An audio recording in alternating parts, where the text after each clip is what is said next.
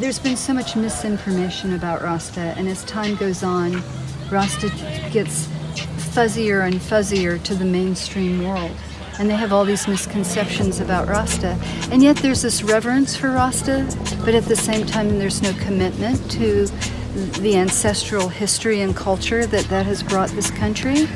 So what I'm saying is that there's so much we need to come, if possible, and if you agree, we'd like to come back and invigorate people's respect and understanding of the culture.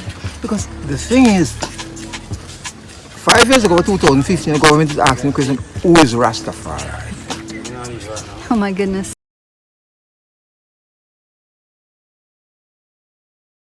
Now, interestingly enough, we actually caught wind of this particular segment and story that we're actually going to get into here some time back, and this was actually from our good brother Wyndham Yadden, of course, and we can't, really stop smiling at a lot of what we're hearing and a lot of what we're reading as far as this particular article that we're going to share with you, because not only did it align to a lot of the things that we intend, or at least with Wyndham Yadden's part, something he has participated in, for quite some time before coming to this point, and also something we'd love to, get other ones involved in as far as outreach and, community service on that sense.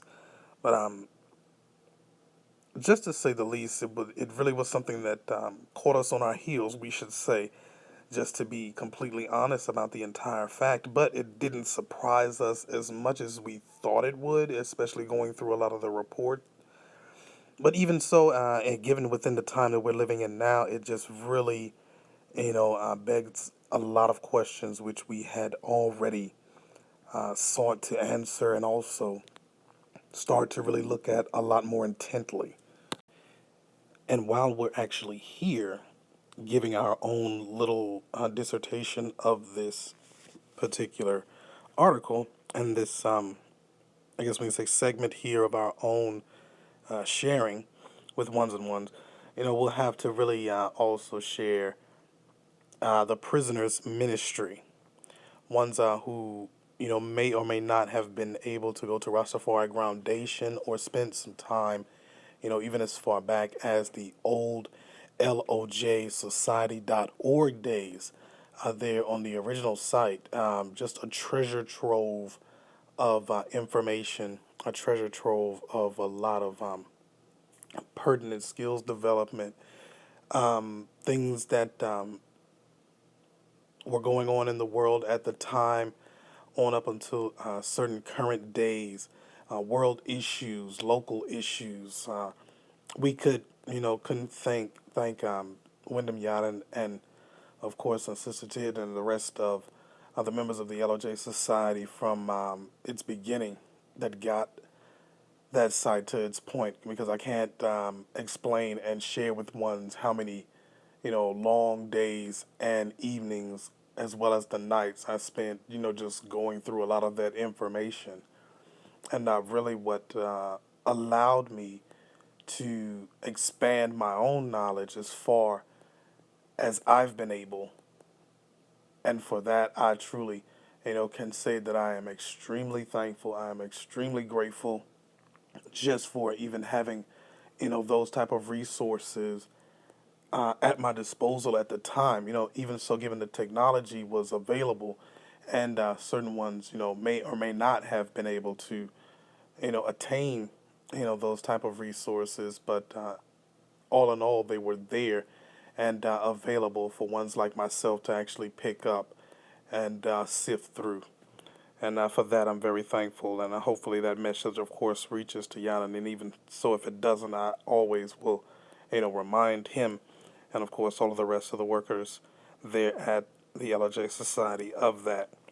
But again, now here to the topic, coming from Jewish Action, excuse me, and Jewish Action is a magazine of the Orthodox Union, and Orthodox meaning the Orthodox Judaic union in that sense. So we're speaking in terms of Hasidim, we're speaking of Orthodox Judaism, we're speaking of the very religious Jews, the quote unquote the men in black, as Wyndham Yallen and myself and many others kind of coin that phrase in a sense, coming from many of the movies back in the late '90s, early 2000s with Will Smith and Tommy Lee Jones.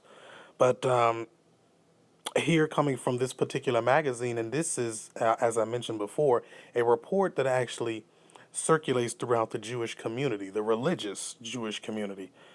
And we found this to be so interesting because it was entitled by one Akiva Malis, "The Rabbi as a Rastafarian Consultant." So, what do we mean?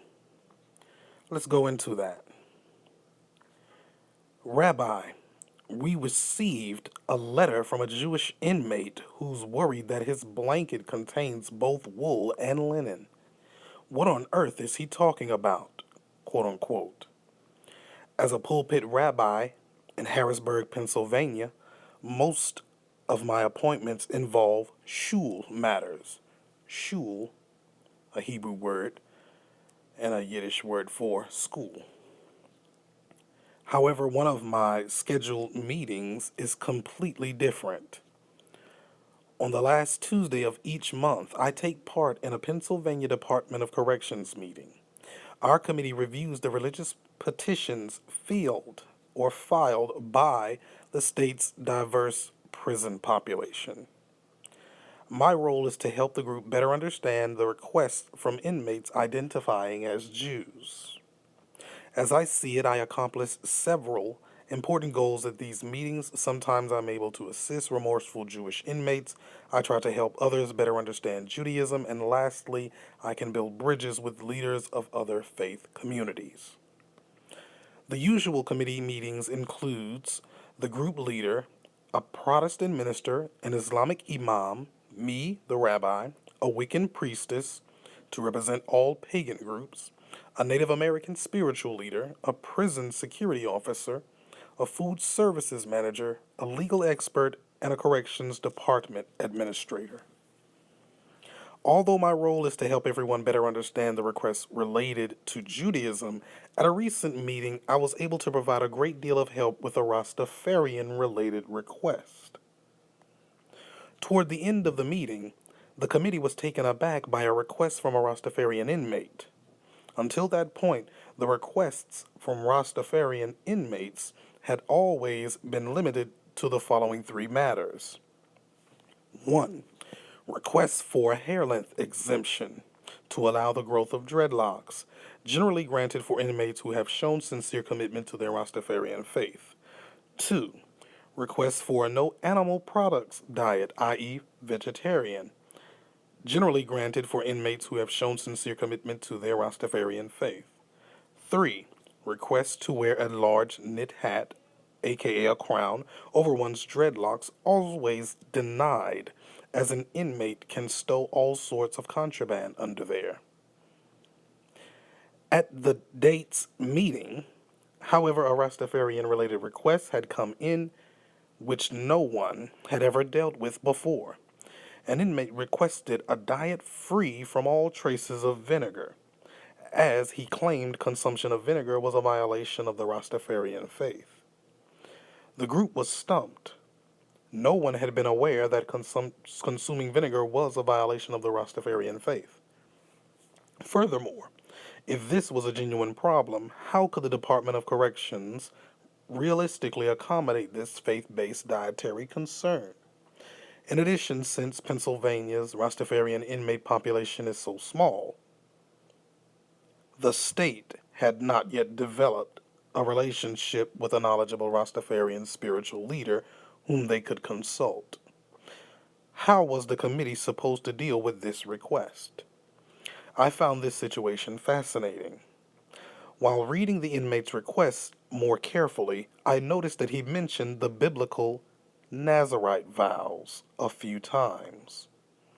I asked the committee's chair if he knew anything more about this. He informed me that Rastafarians do indeed see themselves as being bound by biblical Nazirite vows. In fact, that is why Rastafarians do not cut their hair. That being the case, I told the group I could explain what the vinegar issue was and how it could easily be solved. In describing the Nazir's restriction, the Torah states in Bamidbar, or the book of Deuteronomy, chapter 6, verse 3, he shall abstain from wine and aged wine, and he shall drink no vinegar of wine or vinegar of aged wine.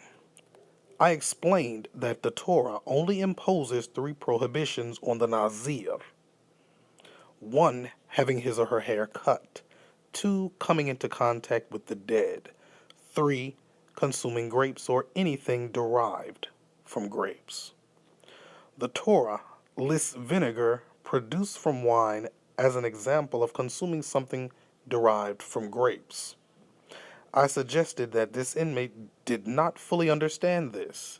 He probably thought that the Torah prohibits a Nazir from consuming any and all types of vinegar, and that is just not the case. A Nazir would have no problem consuming vinegar derived from a source other than wine or grapes. I recommended that the Department of Corrections verify that the vinegar used by its food service department is not a product of wine or grapes. This would solve the matter. I was informed that the day that all of the vinegar purchased by Pennsylvania's Department of Corrections is in fact apple-based. The group was incredibly satisfied and relieved by my solution. One of the committee members even exclaimed how thrilled he was to have me on board. After all, who would have guessed that a rabbi was also knowledgeable about the Rastafarian faith? Truth be told, I know very little about the tenets of the Rastafarian faith. However, each day I study the Mishnayos with the Minyan at Kesher Israel congregation between Mincha and Me'arib. It just so happened that we were in the middle of tractate Nazir when this incident occurred. I left that day's meeting happy to have been helpful and armed with a great story to share at shul that evening. After first studying another Mishnah, or two in tractate Nazir with the Minyan, of course, and that, of course, ends this very interesting report in a Orthodox Union or Orthodox Jewish Union magazine entitled The Jewish Action. Rabbi Akiva Males of Harrisburg, Pennsylvania, gives a very interesting and detailed account of how not only, and I make a note of this, as per we say there in the Harrisburg, Pennsylvania area, there are not many Rastas who just so happen to also be inmates. I would imagine that that's the case all over the United States and more than likely all over the world. And that's a bold statement, but of course I'd be biased in my assertions. But of course, even many who may hear the sound of our voice here on this particular recording, you will notice that there were a lot of Hebrew or Jewish terms that I was indeed aware of, and not only aware of, but able to translate, transliterate, and also define or explain. And these are not accidents, we should say, as many ones definitely have grown within what they would know as the Rastafarian faith, or the Rastafari faith, as we would more appropriately put it. And a lot of the tenets that have been challenged by the modern world, and of course a lot of the lawful terms that have come across a lot of this, or a lot of the cultural practices, and then even so, as of course, many of the Rastafari elders have said before, this way of life, which of course can be equated to a culture in certain sense, ones tend to realize that there are a lot of similarities, not only similarities, but almost mirror images of the Rastafari cultural practices, faith, so on and so forth, towards what they would know as Judaism. So much so that there just so happened to be a Rastafari, or Rastafarian as they would say here in this particular article, just trying to keep things contextually aligned. And, they found that the only person that actually could interpret a lot of the practices, the culture, and what ones would know as the religious affiliations to what they would know as Judaism. And the consultant would only be appropriate if a rabbi was present. And it just so happened that there on the Pennsylvania Department of Corrections facility, I guess you can say task force or consultancy force, there were many of different religious practices, whether monotheistic, polytheistic, or atheist, so on and so forth, to agnostic. So it begged a lot of questions, and I definitely had saw this to be, quite an article, quite an interesting read up. Definitely will check for many other articles that may align to this particular issue or topic. And we just saw this to be such an interesting write up, and even so, acknowledgement, even from ones that have ascended to become certain teachers within their own community, especially within what they know as the Orthodox Jewish community, even so far as a rabbi, which of course is a teacher by nature in that sense. But again, we say these things so many times before, even coined our own phrases. The mirrors of a Hamo-Shemitic culture is one that I definitely have used before. We mentioned before earlier the men in black when referring to a lot of the Orthodox Jews or the Hasidim. These themes will continue to come up, especially, within this time, because we've reached this certain chiasm. And, of course, Wyndham Yadin has spoken on this before and also expounded on it quite a few times. So this is not a new issue, and it's not something that is out of the ordinary. One's just now have the opportunity to explore those notions a lot further. And what a time! What a time here in 2020. So many months or so removed from what we know as the Abrahamic covenant in that sense, and that's from Genesis. And speaking of the 400-year prophecy in that sense as well. So that is something to, definitely be noted, duly noted, and also well received in this, and hopefully ones will take a great reception in this article as well. We intend to expound upon it a bit more moving forward, but just leaving this here and leaving it out for ones to research. Of course, we'll expound a bit more on this in video form and give it a little, give it a few legs and allow this to run for a while. But I have to thank Wyndham Yadin again for, alerting me of this particular article. Very interesting, just to say the least. And that I guess you can say sent me on a bit of a treasure trove hunt, just to see how many times these paths, in one way or another, had crossed before. But quite an article, quite an interesting, very somber and quiet, very discreet article, but an interesting one nonetheless.